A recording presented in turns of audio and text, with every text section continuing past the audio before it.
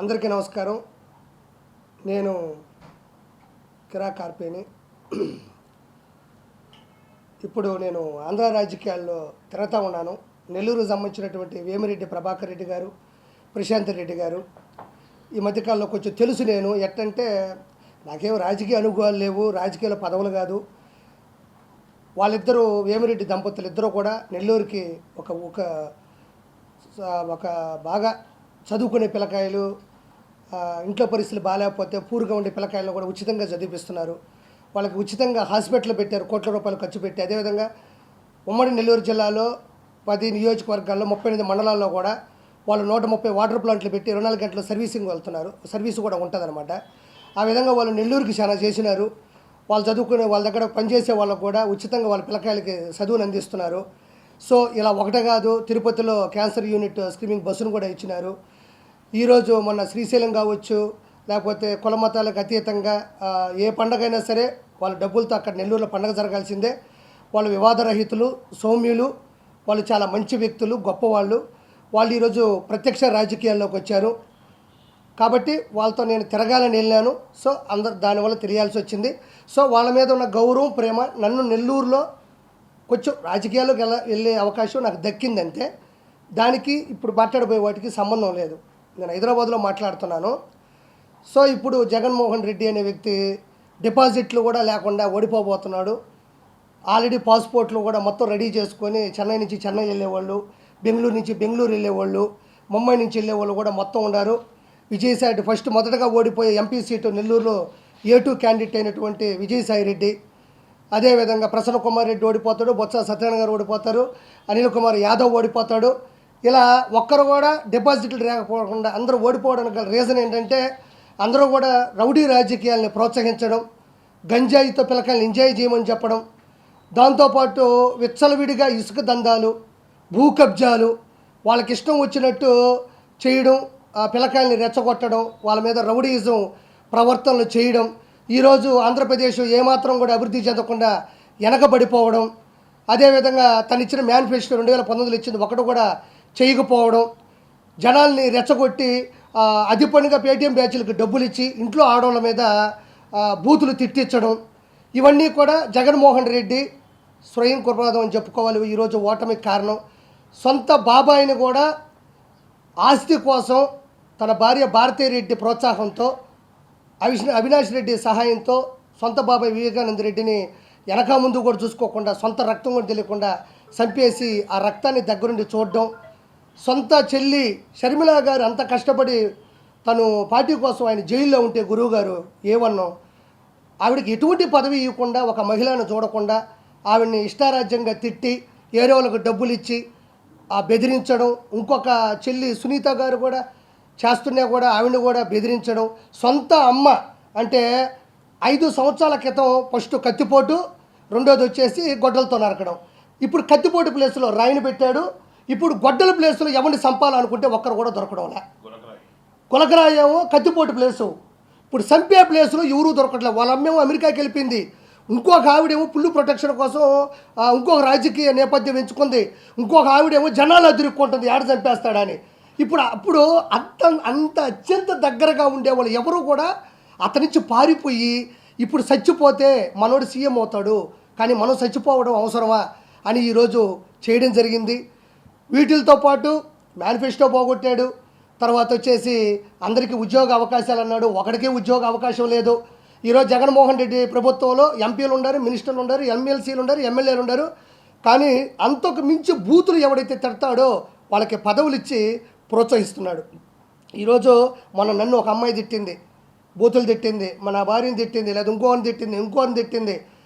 ఈరోజు జగన్మోహన్ రెడ్డి అనే ఒక వ్యక్తి, ఒక ఏవన్ను ఈ పేటీఎం కుక్కలకి ఇచ్చే డబ్బులు అభివృద్ధి మీద పెట్టున్నా కూడా ఈరోజు మంచి హాస్పిటల్ ఉండేటివి, స్కూళ్ళు ఉండేటివి, మంచి జాగృతి, మంచి సంస్కృతి ఉండేది. మన ఆంధ్రప్రదేశ్ కూడా ఒక రేంజ్కి వెళ్ళి ఉండేది. ఎంతసేపు ఇంట్లో ఉండే ఆడవాళ్ళు ఏం చేస్తారా, పిల్లకాయలు ఎందుకు త్వరగా పుట్టలేదు, వీళ్ళకి ఇంకా ఎందుకు పెళ్ళిళ్ళు అవుతున్నాయి, 3 పెళ్ళిళ్ళు ఎందుకైనాయి.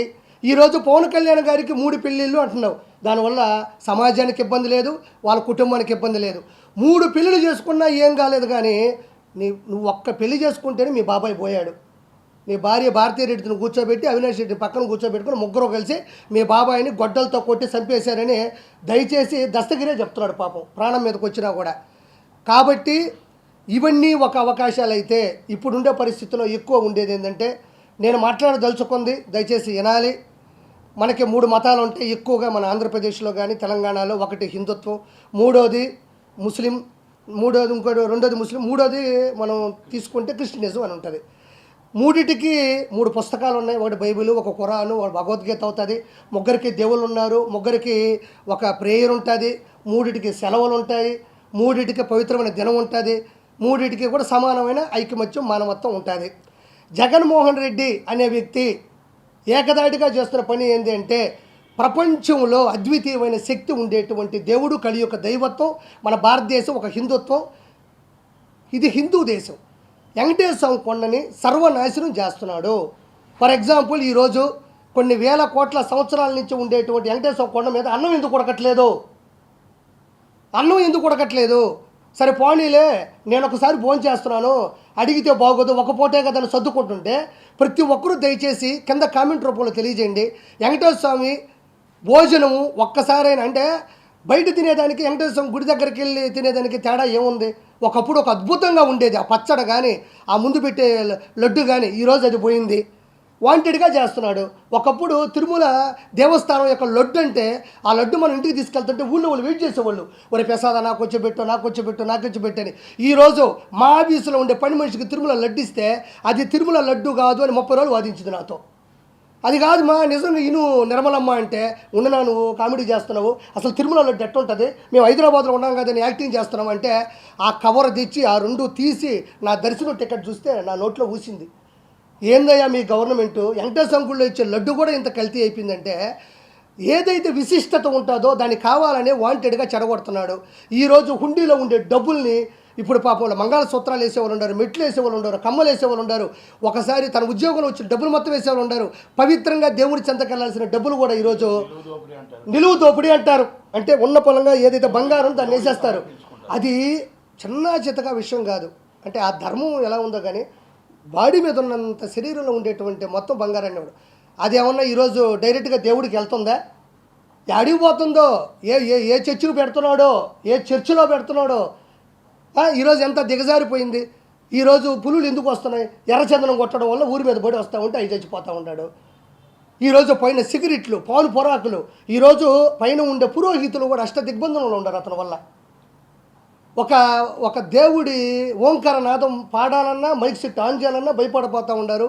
కాబట్టి నేను ఎక్కువ ఆలోచించేది ఏంటంటే, ఈరోజు ఒక డ్రోన్ షాట్ పెడితే మనం తిరుమల యొక్క మ్యాప్ మొత్తం కనబడుతుంది. సో అతను ఫస్ట్ అరెస్ట్ చేసేది వాళ్ళ బాబాయ్ గొడ్డల కేసులు కాదు, కరెక్ట్గా తిరుమల కేసులు అతను దొరికిపోతాడు. దయచేసి టీడీపీ గవర్నమెంట్లో తిరుమల చాలా అద్భుతమైన స్థాయిలో ఉండేది. ఒకప్పుడు ఆ కార్డ్ రైస్ కానీ, ఆ సాంబార్ రైస్ కానీ, ఆ లోపల దొడ్లోకి వెళ్ళినప్పుడు వాళ్ళు పెట్టే కాఫీలు, టిఫిన్లు కానీ ఒక అద్భుతమైన స్థాయిలో ఉండేది. ప్రపంచం గర్వించదగ్గ అన్ని భాషలలో వచ్చేది అది. దయచేసి వెంటనే 145 సీట్ల నుంచి 150 సీట్లలో టీడీపీ, జనసేన, మన బీజేపీ మద్దతుతో గెలుస్తుంది. వాళ్ళకి నేను నమస్కారం తెలియజేసుకుంది ఏంటంటే, ముగ్గురు కూటమికి కూడా దయచేసి వెంటనే తిరుమల మీద శ్రద్ధ పెట్టండి, ఆ మహానుభావుని అరెస్ట్ చేయండి. ఎవరి మతం వాళ్ళకి గొప్ప. నాకు 3 మతాలు ఒకటే సమానం. నేను చాలాసార్లు మా దర్గాకి వెళ్ళాను, కశ్మూర్ దర్గాకి వెళ్ళాము, నేను క్రిస్టియన్ సినిమాలో కోఆర్డినేటర్గా పనిచేశాను. నాకు హిందూ అంటే ఇతర మతాలను గౌరవిద్దాం, మన మతం మనం కాపాడుకుందాం. నిజమైన మతంలో ఉండేవాడు ఎదుటి మతాన్ని నాశనం చేయాలని కోరుకోడు, తన మతాన్ని కాపాడుకుంటాడు, అభివృద్ధి చేసుకుంటాడు అంతే. కాబట్టి జగన్మోహన్ రెడ్డి హిందువుల మీద దారుణమైన చేస్తున్నాడు. ఈరోజు ఇంకోటి అడుగుతున్నా, అర్థం చేసుకోవాలి ప్రతి ఒక్కరు కూడా. ఈరోజు హిందుత్వం మీద పడ్డాడు, రేపు మీ దైవత్వమైన ముస్లింల మీద పడతాడు, క్రిస్టియనిజం మీద పడతాడు. ఎందుకంటే సొంత బాబాయిని చంపినోడు, సొంత చెల్లిని రోడ్డు మీద వేసినోడు మతాల మీద ఇష్టపడతాడు అనుకున్నావా? ఇష్టపడడు. దయచేసి అతన్ని అవినీతిని తగ్గిద్దాం. దయచేసి టీడీపీ ఈ యొక్క కూటమికి మనం ఓటేసి అతన్ని అంతం చేయాల్సిందిగా మనస్ఫూర్తిగా నేను కోరుకుంటున్నాను. నెక్స్ట్ వచ్చేది ఈ కూటమి ఖచ్చితంగా ప్రతి ఒక్కరూ అక్కడ మారింది, పద్ధతులు మారినాయి. అతను అంతం అందించాలని మనస్ఫూర్తిగా దీన్ని నేను కోరుకుంటున్నాను. ఒక హిందుత్వంలో ఉండి దాన్ని నాశనం చేసినా పర్వాలేదు, మాకు జగన్మోహన్ రెడ్డి కావాలి అంటే హిందుత్వానికి మీకు మించిన అష్ట దరిద్రులు కానీ, మీకన్నా విలనిజం కానీ ఎవరికీ లేదు. ప్రతి ఒక్కరూ గౌరవించాలి. నీ మతాన్ని నేను, నా మతాన్ని ముగ్గురం గౌరవించుకోవాలా. దయచేసి ఈ అంశాన్ని నేను ఎక్కువ జనాలకు తీసుకొద్దామని చెప్పి నేను ప్రెస్ మీట్ పెట్టడం జరిగింది అన్నయ్య సహకారంతో. అందరికీ కూడా థ్యాంక్ యూ సో మచ్.